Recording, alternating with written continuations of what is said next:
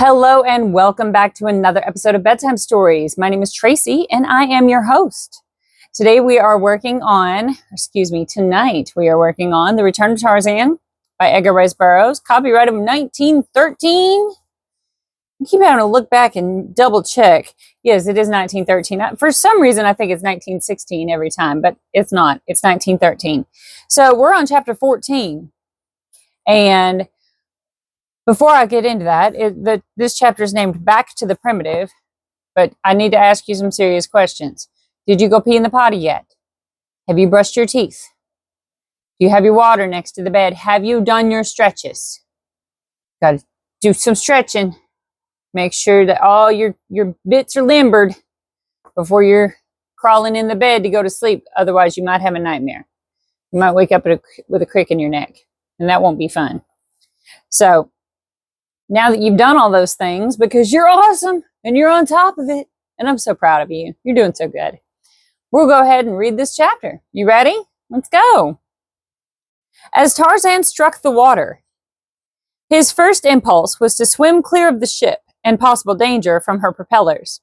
He knew whom to thank for his present predicament, and as he lay in the sea, just supporting himself by the gentle movement of his hands, his chief emotion was one of chagrin that he had been so easily bested by Rokoff. He lay thus for some time, watching the receding and rapidly diminishing lights of the steamer without it ever once occurring to him to call for help. He never had called for help in his life, and so it is not strange that he did not think of it now. Anyways, had he depended upon his own prowess and resourcefulness, nor had there been, always had he depended upon his own prowess and resourcefulness, nor had there ever been since the days of Kala any to answer an appeal for succor. When it did occur to him, it was too late. I need to just ditch these contacts and put in my glasses. I'll probably be able to read better. Anyway, not right now. Maybe next chapter that I read, you'll see me bespectacled. We'll see. Spectacled. Bespectacled? Is that the word? I don't know. I made it up. It is a word now. Anyway, going on. There was, thought Tarzan, a possible 1 chance in 100,000 that he might be picked up, and an even smaller chance that he would reach land. So he determined that to combine what slight chances there were, he would swim slowly in the direction of the coast. The ship might have been closer in than he had known. His strokes were long and easy. It would be many hours before those giant muscles would commence to feel fatigue. As he swam, guided toward the east by the stars, he noticed that he felt the weight of his shoes, and so he removed them. His trousers went next, and he would have removed his coat at the same time, but for the precious papers in his pocket. To reassure himself that he still had them, he slipped his hand in to feel, but to his consternation, they were gone. Now he knew that something more than revenge had prompted Rokoff to pitch him overboard. The Russian had managed to obtain possession of the papers Tarzan had wrested from him at Bou Saada. The ape-man swore softly and let his coat and shirt sink into the Atlantic. Before many hours he had divested himself of his remaining garments and was swimming easily and unencumbered toward the east. The first faint evidence of dawn was paling the stars ahead of him when the dim outlines of a low-lying black mass loomed up directly in his track. A few strong strokes brought him to its side, and it was the bottom of a wave-washed derelict. Tarzan clambered upon it, and he would rest there until daylight at least. He had no intention to remain there inactive, a prey to hunger and thirst. If he must die, he preferred dying in action, while making some semblance of an attempt to save himself. Excuse me. The sea was quiet, so that the wreck had only a gently undulating motion that was soothing to the swimmer who had no sleep for 20 hours. Tarzan of the Apes curled up upon the slimy timbers and was soon asleep. The heat of the sun awoke him early in the forenoon. His first conscious sensation was of thirst, which grew almost to the proportions of suffering with full returning consciousness. But a moment later it was forgotten in the joy of two almost simultaneous discoveries. The first was a mass of wreckage, floating beside the derelict, in the midst of which, bottom up, rose and fell an overturned lifeboat. The other was the faint, dim line of a far distant shore, showing on the horizon in the east. Tarzan dove into the water and swam around the wreck to the lifeboat. The cool ocean refreshed him almost as much as would a draught of water, so that it was with renewed vigor that he brought the smaller boat alongside the derelict, and after many Herculean efforts succeeded in dragging it onto the slimy ship's bottom. There he righted and examined it. The boat was quite sound, and a moment later floated upright alongside the wreck. Then Tarzan selected several pieces of wreckage that might answer him as paddles, and presently was making good headway toward the far off shore. It was late in the afternoon by the time he came close enough to distinguish objects on land, or to make out the contour of the shoreline. Before him lay what appeared to be the entrance to a little landlocked harbor. The wooded point to the north was strangely familiar. Could it be possible that fate had thrown him up at the very threshold of his own beloved jungle? But as the bow of his boat entered the mouth of the harbor, the last shred of doubt was cleared away. For there before him, upon the farther shore, under the shadows of his primeval forest, stood his own cabin, built before his birth by the hand of his long-dead father, John Clayton, Lord Greystoke. With long sweeps of his giant muscles, Tarzan sent the little craft speeding toward the beach. Its prow had scarcely touched when the ape-man leapt to shore. His heart beat fast in joy and exultation as each long-familiar object came beneath his roving eyes. The cabin, the beach, the little brook, the dense jungle, the black, impenetrable forest, the myriad birds in their brilliant plumage, the gorgeous tropical blooms upon the festooned creepers falling in great loops from the giant trees. Tarzan of the Apes had come into his own again, and that all the world might know it, he threw back his young head and gave voice to the fierce, wild challenge of his tribe. For a moment, silence reigned upon the jungle, and then low and weird came an answering challenge. It was the deep roar of Numa, the lion, and from a great distance, faintly, the fearsome answering bellow of a bull ape. Tarzan went to the brook first and slaked his thirst. Then he approached his cabin. The door was still closed and latched, as he and Darnot had left it. He raised the latch and entered. Nothing had been disturbed. There were the table, the bed, and the little crib built by his father. The shelves and cupboards just as they had stood for over 23 years, just as he had left them nearly 2 years before. His eyes satisfied, Tarzan's stomach began to call aloud for attention. The pangs of hunger suggested a search for food. There was nothing in the cabin, nor had he any weapons, but upon a wall hung one of his old grass ropes. It had been many times broken and spliced, so that he had discarded it for a better one long before. Tarzan wished that he had a knife. Well, unless he was mistaken, he should have that and a spear and bows and arrows before another sun had set. The rope would take care of that. And in the meantime, it must be made to procure food for him. In the meantime, it must be made to procure food for him. He coiled it carefully and throwing it about his shoulder went out, closing the door behind him. Close to the cabin, the jungle commenced, and into it Tarzan of the Apes plunged, wary and noiseless, once more a savage beast hunting its food. For a time he kept to the ground, but finally, discovering no spoor indicative of nearby meat, he took to the trees. With the first dizzy swing from tree to tree, all the old joy of living swept over him. Vain regrets and dull heartache were forgotten. Now was he living. Now indeed was the true happiness of perfect freedom his. Who would go back to the stifling, wicked cities of civilized men, when the mighty reaches of the great jungle offered peace and liberty? Not he.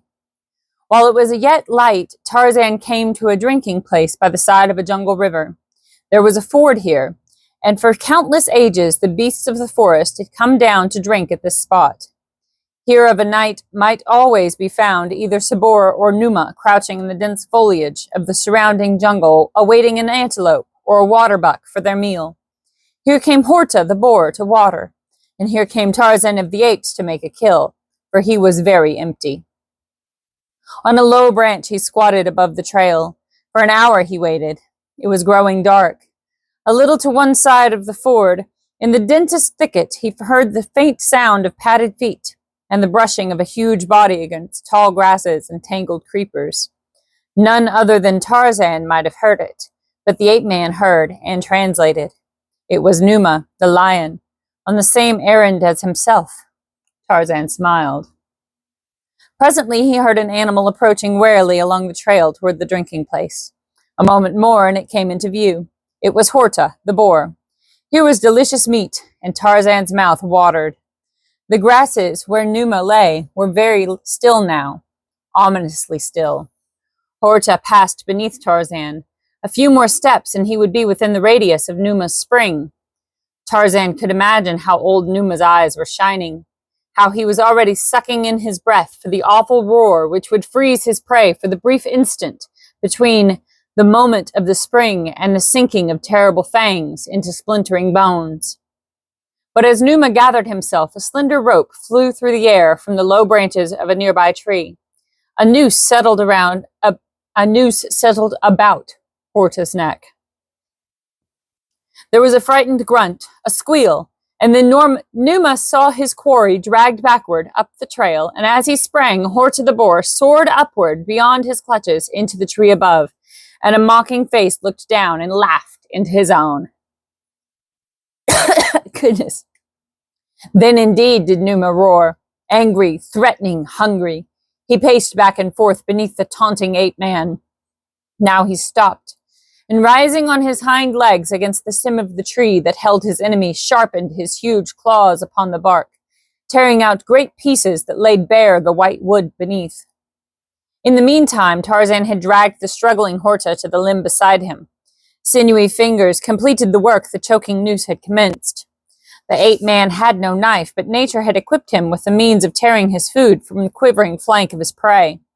And gleaming teeth sank into the succulent flesh, while the raging lion looked on from below, as another enjoyed the dinner that he had thought already his. It was quite dark by the time Tarzan had gorged himself. Ah, but it had been delicious. Never had he quite accustomed himself to the ruined flesh that civilized man had served him, and in the bottom of his savage heart there had constantly been the craving for the warm meat of the fresh kill and the rich red blood. He wiped his bloody hands upon a bunch of leaves, slung the remains of his kill across his shoulder, and swung off through the middle terrace of the forest toward his cabin. And at the same instant, Jane Porter and William Cecil Clayton arose from a sumptuous dinner upon the Lady Alice, thousands of miles to the east in the Indian Ocean. Beneath Tarzan walked Numa, the lion. When the ape-man deigned to glance downward, he caught occasional glimpses of the baleful green eyes following through the darkness. Numa did not roar now. Instead, he moved stealthily, like the shadow of a great cat. But yet he took no step that did not reach the sensitive ears of the ape-man. Tarzan wondered if he could... Hang on. I got an itch on my foot. Oh, gracious. Okay, that's better. Tarzan wondered if he would stalk him to his cabin door. He hoped not, for that would mean a night's sleep curled in the crotch of a tree, and he much preferred the bed of grasses within his own abode. But he knew just the tree and the most comfortable crotch, if necessity demanded that he sleep out. 100 times in the past, some great jungle cat had followed him home and compelled him to seek shelter in this same tree, until another mood or the rising sun had sent his enemy away. But presently Numa gave up the chase and, with a series of blood-curdling moans and roars, turned angrily back in search of another and an easier dinner. So Tarzan came to his cabin unattended, and a few moments later was curled up in the mildewed remains of what had once been a bed of grasses. Thus easily did Monsignor Jean C. Tarzan slough the thin skin of his artificial civilization and sink happily and contented into the deep sleep of the wild beast that has fed to repletion.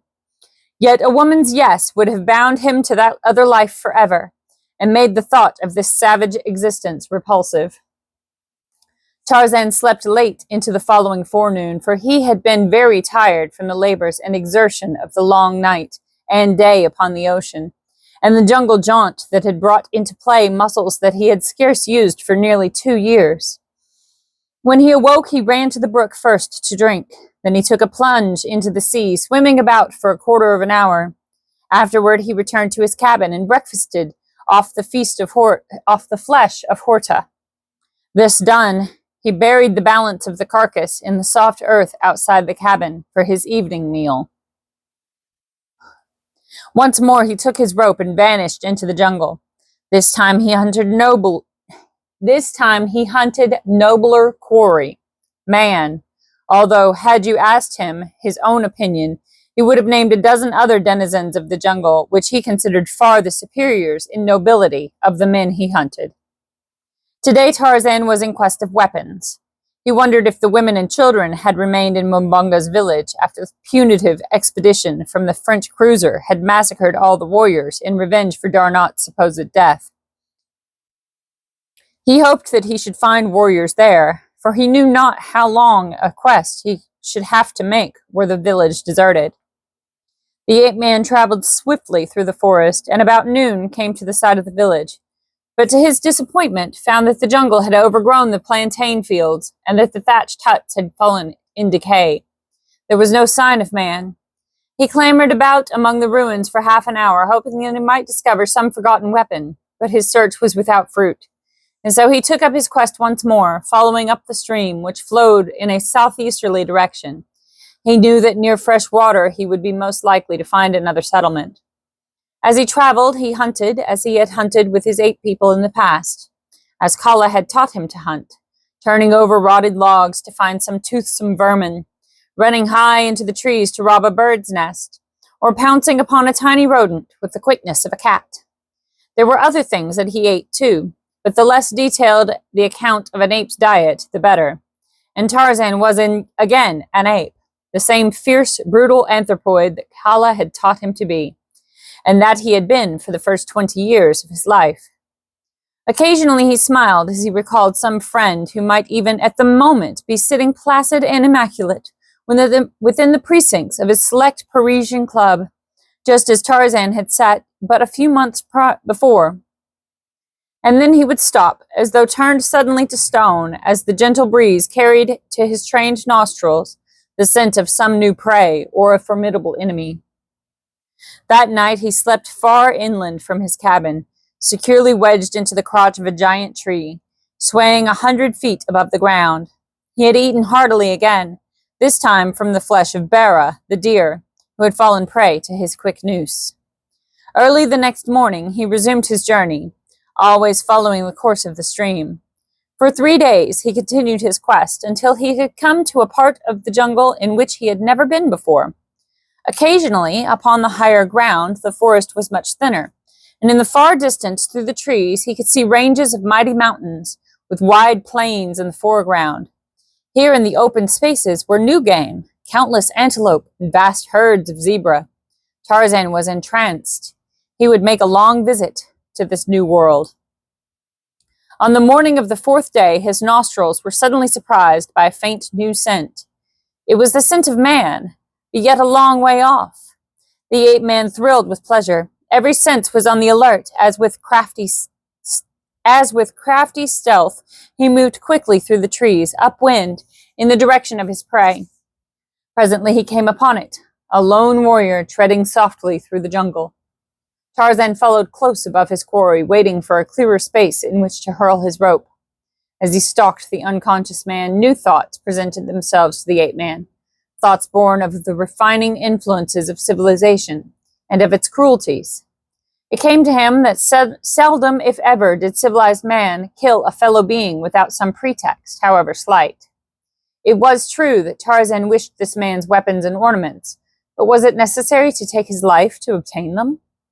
The longer he thought about it, the more repugnant became the thought of taking human life needlessly.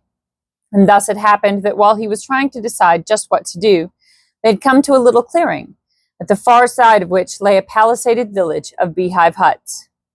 As the warrior emerged from the forest, Tarzan caught a fleeting glimpse of a tawny hide worming its way through the matted jungle grasses in his wake.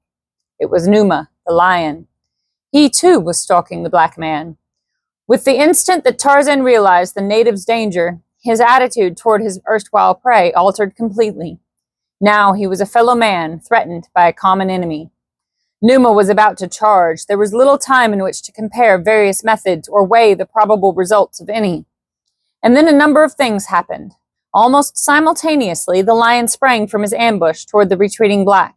Tarzan cried out in warning, and the black turned just in time to see Numa halted in mid-flight by a slender strand of grass rope, the noosed end of which had fallen cleanly about his neck. The ape-man had acted so quickly that he had been unable to prepare himself to withstand the strain and shock of Numa's great weight upon the rope. And so it was that though the rope stopped the beast before his mighty talons could fasten themselves in the flesh of the black, the strain overbalanced Tarzan, who came tumbling to the ground not 6 paces from the infuriated animal. Like lightning, Numa turned upon this new enemy, and defenseless as he was, Tarzan of the Apes was nearer to death that instant than he had ever been before. It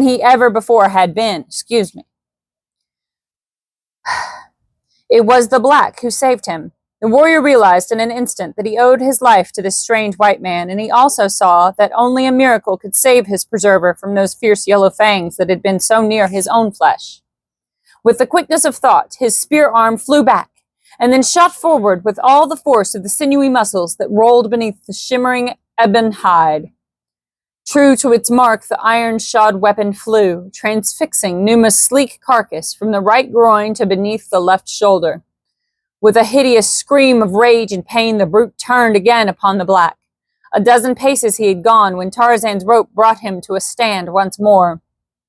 Then he wheeled again upon the ape-man, only to feel the painful prick of a barbed arrow as it sank half its length in his quivering flesh.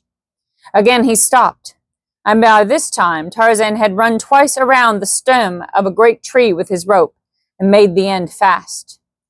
The black saw the trick and grinned, but Tarzan knew that Numa must be quickly finished before those mighty teeth had found and parted the slender cord that held him.